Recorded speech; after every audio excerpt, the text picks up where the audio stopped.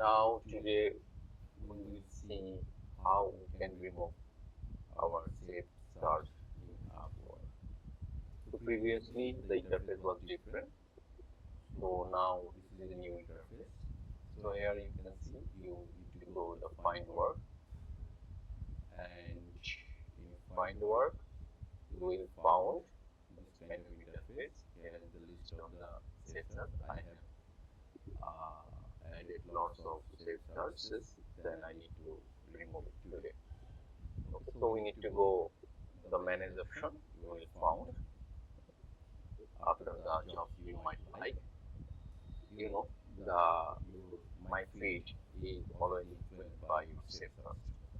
So let's remove something. So there is the interface.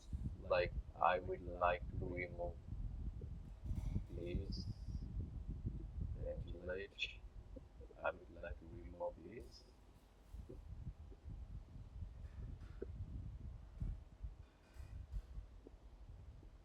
So this is the overall